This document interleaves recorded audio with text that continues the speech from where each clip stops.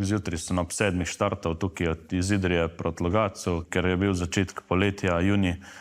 Je bilo ful fajn se voziti, pač toplo vreme. Ravno predtem si je obnovil motor, se junija pred 6 leti spominja Kristjan Pelhan.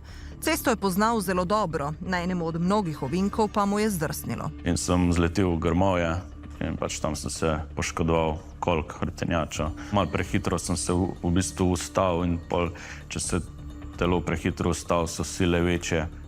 Da je poškodba huda, je vedel takoj, že ko je pri zavesti čakal, da pride pomoč. Takrat sem gotov, pač, da noh ne čutim, pa so me pa odpeljali v UKC.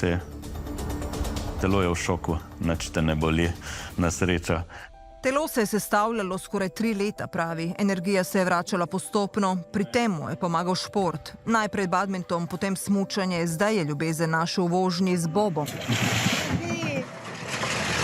Je nalezljivo optimističen, lahko bi se zaveda, končalo še veliko huje. Sem to malo tako pretvoril, pač, ko vidiš poškodbe glave, kar je danes zelo pogoste zaradi raznih skirojev, ti je pač nekako lažje, pač glavo imaš celo, drugo bomo pa popravljali, kar se bo dalo.